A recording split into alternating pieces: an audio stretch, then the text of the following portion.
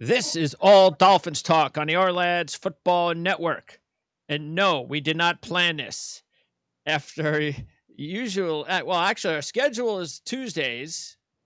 80% of the time, we've scheduled our shows on Tuesdays. We've had some scheduling issues just a couple times, but I guess we couldn't have picked a better week to have a scheduling issue that pushed this show to Thursday, and it just so happens to push our show to 2 hours is after the biggest news of the week comes out for the Miami Dolphins that Ryan Fitzpatrick is not going to be available. Alan, good to talk to you again. And wow, what a big story.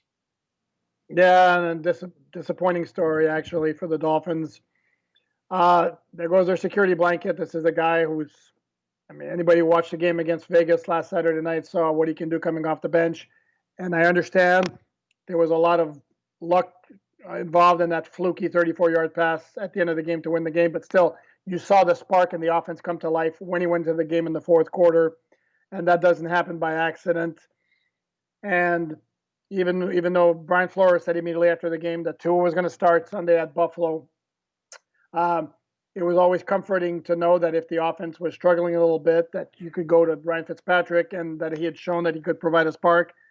Now it's going to be Tua from start to finish, and talk about a big moment for the rookie first-round pick. Yeah, when I was talking with Mark Lawrence from Playbook yesterday and also Ryan Dunleavy of the New York Post earlier this week, I mentioned about how I like the Dolphins. I mean, we talked the last couple of weeks, and I know you were a little uneasy about the last couple of games, and I've been pretty confident about Miami's chances the last couple of weeks, and I still feel the same way. And the reason is, it doesn't have to do with offense, defense, will Ryan Fitzpatrick play, this and that. There just happens to be, Alan, you've been covering the game long enough, that you just have these seasons where everything just works. And I just don't, it's just, to me, this is almost, of course Ryan Fitzpatrick ain't going to be available and Tua has to start and has to finish the game. Of course. This is the type of season the Dolphins have had. And I am in no way less confident than I was yesterday that the Dolphins are going to win against Buffalo on Sunday. Maybe more confident because, again, I just love the way this team has rallied every time they've had to rally. They're a young group learning to win. They've got a great coach that's teaching these guys how to win. And I just think it's a story that's going to end up positively when it's all said and done with a playoff berth. And it's very reminiscent to 2016 when there was an awful lot of that going on as well. They won a ton of close games that year, wound up 10-6, making the playoffs. Big difference between then and now is that particular year you could kind of sense that it wasn't necessarily sustainable. Whereas this year you get the feeling this is just the start of something bigger. The key to me going into the Buffalo game rests pretty much on what Buffalo's going to do. Yes. Because let's be honest. Right now, Buffalo, I'm not so sure they're not the best team in the AFC. They might be playing like the best team in the NFL right now. Oh, well, correct. Yeah. And I'm not so sure they're not beating KC right now. They are scary good right now. Yeah. And on the one hand, I can see, and Sean McDermott refuses to say what he's going to do. On the one hand, I can see him playing it safe and thinking, I am not going to risk any injury, and perhaps the injury to Cole Beasley. Yep. Late in the Monday night game could really get into his mind. On the other hand, if I've got a team playing the way Buffalo is playing right now, do I really want to mess with the mojo they've got going and the role they've got going and sit guys? I'm tough. Not sure. Yeah. So that's why I don't think I know a lot of the Twitter folks are saying it. Well, he's got no reason to play the starters because 2 or 3 seeds this year doesn't make any difference, particularly since there's very few fans in the stands anyway. But I'm a believer in the idea that they've really got something cooking right now, and does he want to mess with that? So I don't think it's a slam dunk what he's going to do. Yeah, the thing that and last year they made the playoffs for the first time with this group, and they played the Jets, and Allen played a series, and that was it. And the offense did nothing the rest of the game. Now the Bills didn't play their best game in the wild card game, losing to Houston. Maybe they should have won that game. So who knows? Maybe McDermott looks at that and goes, "Look, I tried it the first time, didn't work. So maybe I'll try something different." Could happen. So, Yeah, it's a big guessing game. No, not only that, and it wasn't just Allen last year against the Jets. It was the oh defensive yeah, yeah, starters played 2 series. A bunch of guys sat out.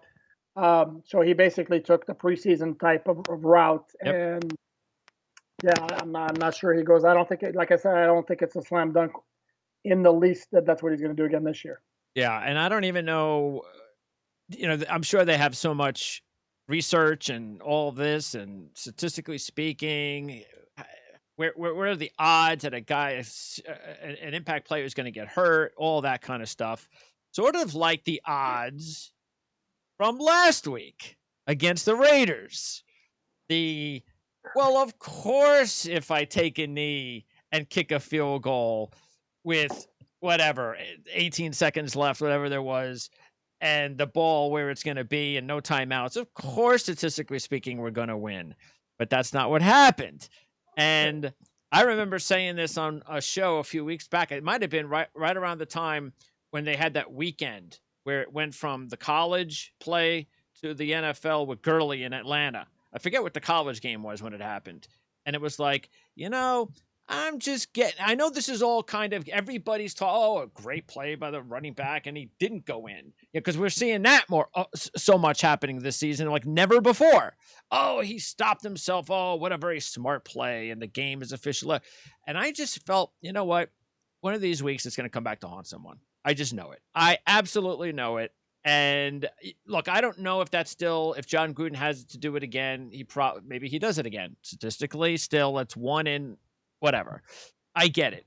But I just somehow think sometimes you overcoach. Just get in the end zone. Just score the touchdown and don't leave it up to a field goal. But whatever. Like I said, this is the same thing. McDermott is going to be dealing with those kind of percentages, and if he plays Allen and he gets hurt, he's going to get roasted by the national media. So I don't think I think it's one of those situations where I'm not even sure you can win or lose. No, and if he doesn't play Allen and they come out sluggish in their first Yep, playoff game and lose, he's going to say, "Well, you lost his momentum that's over that, right. Yep. and you can't." The thing with the Raiders, um, I can understand their thinking there. The bigger issue is having your two DBs basically let Mac Hollins be wide Yeah. open down the sideline Yeah. to catch a I floating know. duck. What was that? What was I that? What mean, was the DB doing on that play? I have no, and he wasn't anywhere near the sideline. Where else are the Dolphins going to throw the Yeah. ball? I mean, yeah, it was flukish like crazy. And there's the thing too, the whole sequence of events leading up to it, because the bottom line is that play never should have happened under those circumstances. If, for example, Daniel Carson doesn't gag on an extra point, the officials don't make a mistake. The first play after the 2-minute warning was a Josh Jacobs run where the Dolphins immediately after the play called a timeout, except that on the play, a Raiders player was injured, had to be tended to. And by rule, the Raiders, because it was after under 2 minutes, the Raiders should have been charged with a timeout, and the Okay. Dolphins should have been given their timeout back. They were not. Okay. Now, if that mistake doesn't happen, John Gruden doesn't have that same option to run down the clock to 19 seconds That's right. by taking any. So in that particular instance, Josh Jacobs doesn't slide. First of all, the Dolphins basically, if you saw the play on when Josh Jacobs slid inside the 1 yard line, the Dolphins basically did a parting of the sea Yes. inside the 5. So if the officials don't make the mistake of not restoring the Dolphins the timeout to the Dolphins, then the Raiders actually try to score a touchdown, and maybe they get it, maybe they don't. If they do score a touchdown, they go for 2 because they would have been up 6. Yep. So you have a whole different set of circumstances were involved. Again, where the circumstances that were involved in the Dolphins being down by 2 with 19 seconds left, no timeouts, should not have been those exact circumstances. And I wonder if that played into Gruden's thinking too. Was, well, if I score a touchdown and I have to go for 2, and I don't get the 2, now I can lose. So if he knows he could score a touchdown, kick the extra point, go up 7, and say, okay, the worst case scenario is I'm going to overtime. I wonder if that changes his thinking. And he goes, all right, if we screw that up, which is really hard to screw up, at least we're going to overtime. So that could have played into his thinking. Oh, no question. And again, the percentages say that what he did should have worked. Sure. I mean, it was like, I don't want to say once in a lifetime because that's cliche and it's Yeah. over dramatic, but it was once a season type of play. And again, the big mistake there wasn't so much the Gruden decision, it was what the hell the Raiders secondary was doing. Yes. And of course Kyle Van Noy goes off sides on the 3rd and 1 cadence deal, which I mean, I don't know. It just drives you crazy as a fan when you see that. It's like, what they're doing. How a guy like Van Noy too. And who knows? Because it wasn't like it was easy for the Raiders to pick up anything. I mean, sure, some things worked, some didn't. Who knows? Maybe they would have stopped the Raiders in that situation, and they would have been forced to kick a field goal, and it would have been Dolphins' much better chance, an easier chance. But it all worked out, and this is like what I'm saying. It all worked out for the Dolphins. It shouldn't have worked out, and it all worked out. No, they do have the feel of a team of destiny. But again, and this is why I think if the Bills rest their players, I think the Dolphins are going to find a way to win. Yes. But all logic says to me that if Buffalo really plays to win, I have a hard time seeing the Dolphins or many teams beating the Bills the way they're playing right now. Yeah. So that's the big thing. Yeah, I definitely. And what's that? No, I was going to say that I have some Dolphin fans on social media telling me, well, what difference does it make? We can, I mean, we have to win anyway. We want to beat them at their best. So, yeah, that's great and all that. And it obviously would mean a lot more if the Dolphins wound up getting into the playoffs with a win against Buffalo trying to win. But if we're being realistic, nobody remembers that 3-4 years from now. That the Buffalo rested their players, and that's why the Miami Dolphins made the playoffs that year. Nobody remembers that stuff. They remember the fact that Miami made the playoffs that year. All right. And in year 2 of a rebuild. Yes. So you take it. You take every break you can get when you're rebuilding your franchise. Wait for you to become one of the top teams in the league. Then you could say stuff like, hey, man, I want their best. Let's go. Let's see who's better. Are we better or are they better? But when you're rebuilding, man, you just take everything. You take all the luck. You take all the calls, anything, just to get into the postseason for the first time and start that, hopefully, that long run of building, this really good program. Yeah, and the other thing, too, is whether they win or lose, make or don't make the playoffs, it doesn't change the fact that they have had a wildly successful season. You're right. And that's going to get even better if Houston loses against Tennessee, which they should, which gives the Dolphins a number 3 pick, in addition to having shown to be so much ahead in their rebuild as everybody thought they'd be at this time. Yeah, that'd be interesting. So the Jets followed by the Dolphins in the draft order. Mm-hmm. Okay. Well, look, either way, I mean, if you look at it, if Houston does pull off the upset, then that might be Tennessee gone and Miami. Well, you tell me. Would you rather play? You think Miami impact the Dolphins? What's that? Oh, you mean in terms of who the Dolphins would play? Do you think they match up better with the Colts or the Titans?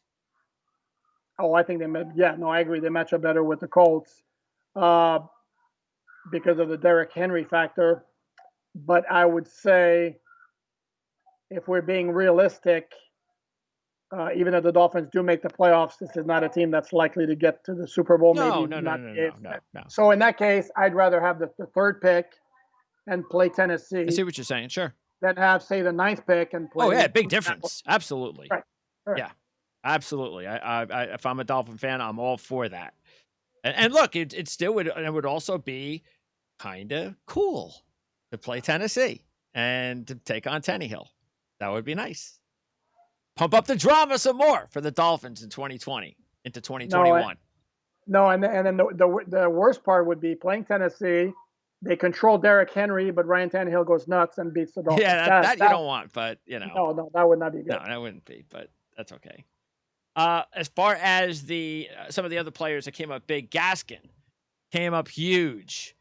And it's one thing. I mean, it's the first time all year, really, that I saw Gaskin like elevate his game to a point where he looked like the stud running backs look, where they're they could take a small play and make it a big play. They could bounce off of defenders, things like that. That was impressive. That was without question his best game as a pro. Maybe the best game of his career. Oh no, no question. And I've got a stat that blew my mind. Did you know he got like 80 yards rushing and receiving in that game, and nobody else in the NFL had done that this year? Wow. Okay. That's There you yeah, that's go. impressive stuff. Yeah. Yeah, and it was really clutch too because he came back and Savan Ahmed, who rushed for more than 100 yards the previous week, couldn't get going Saturday night, which would have left them in trouble if not for Gaskin really stepping up and having the That's big right. game that he had. So it was really clutch. And the move he made, changing direction against and spinning back to the outside Yeah. on his long touchdown reception, that was some good stuff right Yeah. there. Especially when it came at the part of the game, because it was looking like, wait a second, because that was after the Aguilar play, right? It's the big Aguilar play because it was back and Trying to forth. remember I they know would yeah. 5 scores in Yeah, it four was. minutes. Yeah, crazy finish. Yeah. That was fun though. So yeah, and then also on defense, Sealer making the big play on 4th and 1 at midfield. Uh, he broke through, and now unfortunately, on the two in series, Hollins dropped that pass. It was kind of a low throw by Tua, but Hollins should have caught that ball. And what happens is, as we know, the Dolphins are doing a pretty good job running the football. When you decide to throw the ball on first down, like that was, it's perfect because you're setting them up perfectly. They're thinking you're probably going to run. You've been having success running the ball. Now you've set them up. The field is open. You have everything working, and then Hollins dropped it, and then that ruined the drive. It was just drive dead. And that's why Tua's numbers were okay. He could have had some more help. Uh, but Tua doesn't lead this team from behind. It's not like, oh, the way the game went, as Gailey was trying to explain to, especially if any of the media or fans were talking about the play calling and so forth. No, look, yeah, even if the play calling changed, which it did because you were trailing, Tua is not going to make those kind of plays that Fitzpatrick did. He's just not going to do it. Not only that, he's saying it himself. I mean, has repeated time and time again, I'm going to take what the defense gives me, which basically means if his guy is covered or maybe slightly open, Yep. Yep. he's not chancing it. Whereas Fitzpatrick's like, I may go ahead and chuck it and let my guy make the play. And the way the Dolphins call the game and the way they want to play when Fitzpatrick's in the line, I mean, sorry, when Tua's in the lineup, is basically try to control the clock as much as possible.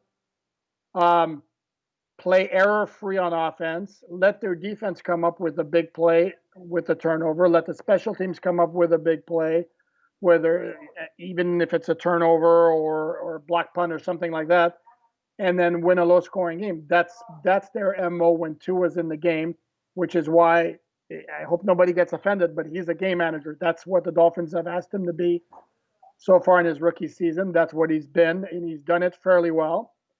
There are times though when it hasn't worked. It didn't work against Denver. It wasn't working against the Raiders. I'll have to be honest with you. I was surprised they made the switch, even though it was completely justified because there was nothing happening downfield. Sure. Sunday against Buffalo with no Ryan Fitzpatrick, I'm assuming the Dolphins are going to try again to do the same type of game plan. But there may come a time, especially if Josh Allen's in the game, there may come a time where they may have to open it up. They may not have a Oh choice, yeah. and Tua's going to have to throw caution to the wind and let her rip. Speaking of the wind, it's going to be windy and rainy and snowy, and so the conditions aren't going to be good at all. Running game is going to be big. So Dolphins definitely need to run the ball, and they've had success running the football over the last month or two. They've done a really good job. Last two games. Last two games, okay. No, they hadn't. They were last in the they were last in the NFL in rushing yards per attempt before they went nuts against New England, which nobody could see coming. And the problem is here is when we talk about Tua, some of his limitations deal with arm strength, Hmm? which comes into play. And again, I'm going to go back to if Josh Allen plays. This is where Josh Allen is perfect for Buffalo because there could be a hurricane blowing. Yep. That guy's arm could withstand. I mean, I'm exaggerating, but I mean, the guy's got to say he has a big arm is putting it very mildly. So obviously, you hope for as mild uh, a weather day as possible, and obviously we'll know on Which you're Sunday. probably not going to get. So but you never know. Maybe you get lucky. No, the wind's a big issue. I Yeah. think rain and snow is not the end of the world, Sure. but if it gets really windy, that becomes a problem.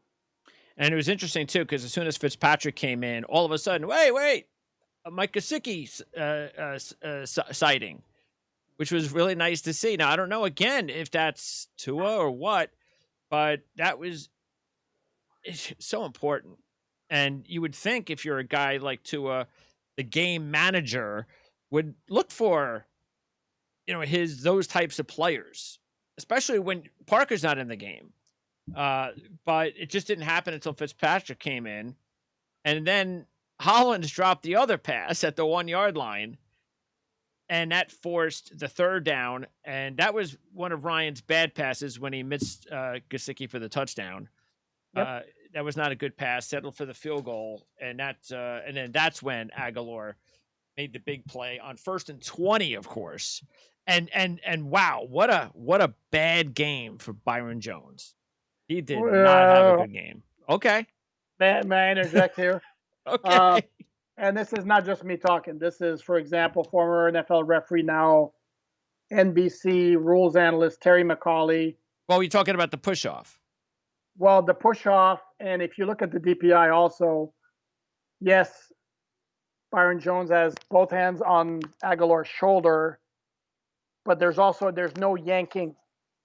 Um, and in fact, Dean Blandino and Mike Pereira, when they did their weekly thing, they were talking about that play, and both of them said there was no significant impeding of Aguilar on that play where they would have thrown the flag, especially when you're talking about a 49-yard DPI. So you're And talking on top about of both that, of those plays.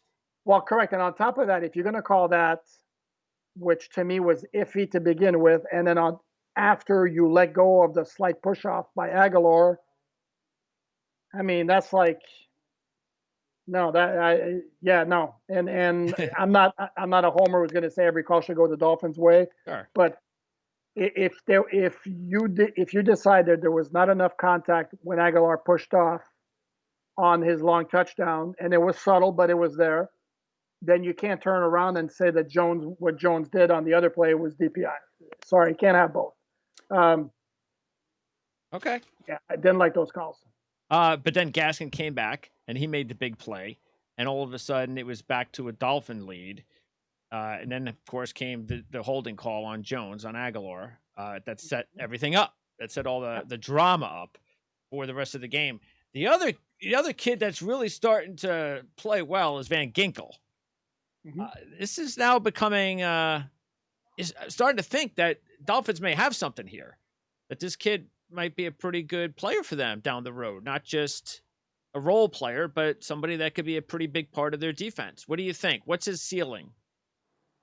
No, I think his ceiling is very high. I mean, he showed flashes last year, and then this year he's had spurts where he's made things happen week in and week out, whether on special teams, whether on defense.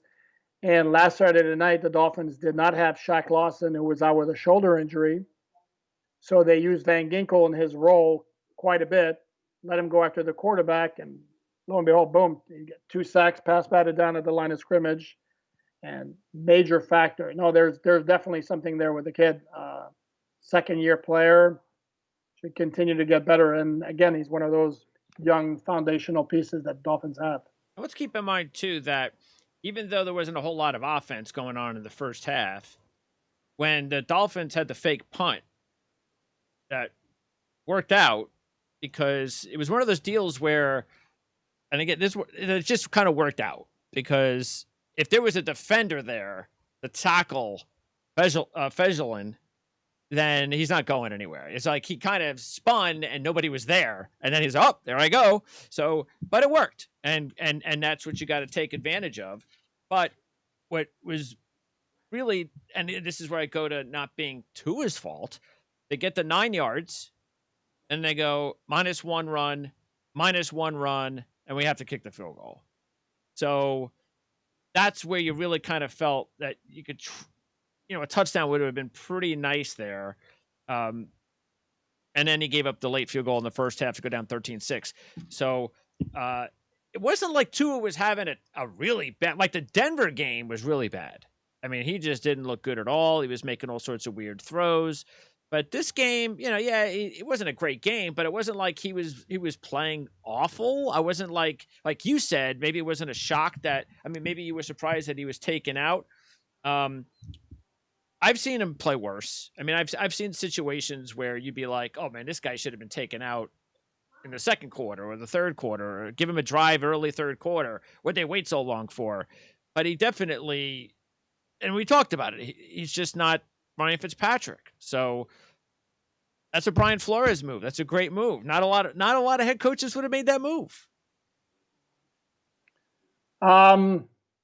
No, you're right, because they play very conventionally, and in this case, um, he didn't do it, and he's got two guys with the right temperament to be able to do that. In Fitzpatrick, who again is, you know, a true pro, and two was a kid without a major ego who can handle this and and he Yes. playing for the good of the team. Yep. So no, It works perfectly. yeah, no, it does work perfectly. And like you say, no, he wasn't horrible, but the thing is, everything was short. Yeah. I mean, to go 17 for 22 for 94 Yeah, yards, that's not good. No. that's not good. Well, look, I mean, as soon as Fitzpatrick was coming in, first thing that I would assume a lot of Dolphin fans were thinking of, whether they were thinking about, well, shouldn't they be taking it, whether they were thinking about it or not, I would imagine was, all right, maybe this is it. This is the spark we need. I mean, that's how I felt. It's like, hey, all right, maybe the Dolphins can get something, because you just knew nothing was going to happen with Tua. Right. If he keeps Right. Tua in, they do not win that football game. That's just no way do they win that football game. No, that's fair. Or maybe we don't have the crazy finish either. No, we don't. So thank goodness that all worked out the way that it did. And Fitzpatrick, is he, and I know he's started a ton of games, a lot of football games, but right now he's a backup quarterback. So if we take a backup quarterback in a given season, because Fitzpatrick is really like a backup now, he's a backup number 2, that when you need him to come in, he can come in. How does he compare to, say, the days of Don Strock? Like that best year of Strock maybe coming in as a backup to Fitzpatrick's year of coming in as a backup. It's pretty similar. Yeah, it's similar. I mean, both older guys who had been around a lot, and the one difference, though, that Strock was playing a lot of those years at a time when the Dolphins usually were very good. So when he was coming in, he was leading a team that was really, really good. Yeah. And now this year, the Dolphins are a good team. They're not a great team offensively. It's a team obviously led by the defense and the special teams. But yeah, there's similarities. I mean, and right now, because you would say back in the day, Don Strock was among the best backup quarterbacks in the NFL, and this year you would say be hard to find that many better backups than Ryan Fitzpatrick, especially you see what's going on, like who the Rams are starting on Sunday because of Jared Goff's thumb issue. And no offense to the kid, I've never heard of him. No, he's a mystery, but yeah, I mean, anything can happen, but yeah, nobody knows. No, and it's everywhere. And for example, the Dolphins faced C.J. Beathard in San Francisco, and Ryan Fitzpatrick is much better than C.J. Beathard. Yes. So it's a nice luxury to have. Let's be honest about it. If you had to, if you're okay, this is my season. I've got a really good quarterback. I need a really good backup though in case something happens. Are you taking the best of Don Strock's backup here or the best of Ryan Fitzpatrick this year as a backup? You're testing my memory because Yeah, I Doc know. Truck goes I know. goes back a ways. And it's not because I didn't see him play because I Yep. saw practically everything. But um, Was the Charger playoff game? That was the big one, right? Even though they lost. he was insane that game. I mean that was better than anything Ryan Fitzpatrick Yeah. ever did. But it's also if that's right up there among the best backup performances of Ever. all time. Yeah. Yeah, he was brilliant. Um, yeah, it's apples and oranges. I think it's really tough to compare. I'll just leave it at the fact that the Dolphins right now have maybe the best backup quarterback in the NFL, Yep. And or by the close way, to it. I will leave with the. I don't know what it was, and if I was a Miami fan, I probably would have turned on the play-by-play somewhere, like the radio team. Put my headset on, turn the volume off because I just was having a hard time concentrating watching that game with their fake crowd noise in that game. It was driving me crazy.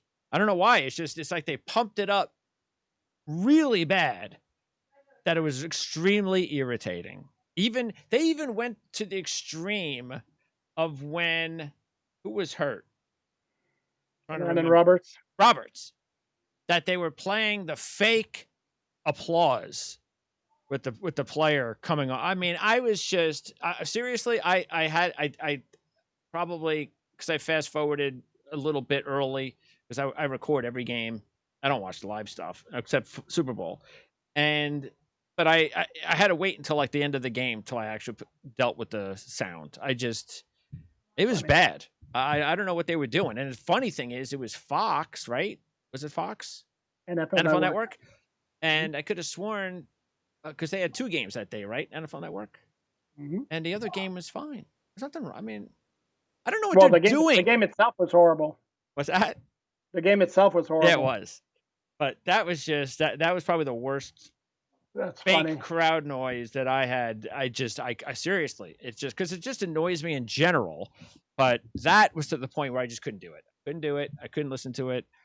But let's just hope that the Dolphins will have another week of fake crowd noise for us to talk I about didn't. I next didn't. week.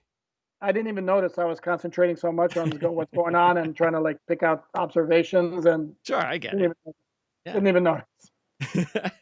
Oh, before I go. Okay, now you can't see this, but you'll see it on the recording. So I've got this Montreal Expo hat, just like you have. You know, my hat's different. You'll Love it. see. And here I have a signature. See, this is an autographed signature. See, you want to know why my hat's better? Go ahead. Because this is Gary Carter. Very nice. The Yeah. kid. Yep. So I have a photo too. I don't know if I posted it yet on Facebook, but I'll try to do that maybe when I put this out. But yeah, I have a picture with Gary Carter. He came down to when we were doing shows down in South Florida, and interviewed him. Everybody has always said what a great guy he was, and he was he was like my idol as a kid because he was at the time when I became an Expo fan. In the '80s. That's how I There you became go. an Expo fan. Gary Carter, Dawson, Raines, those guys. And it was great to get a chance to interview him and take a picture and sign my cap. So yeah. So my cap's better than yours, Alan. Nah. All right. Appreciate it as always. Next week, hopefully we're not going to wrap everything up. Hopefully we'll have Nope. another week to talk playoffs next week, Alan. That would work for me. All right. Thank you. Happy New Year, Happy New Greg. Year.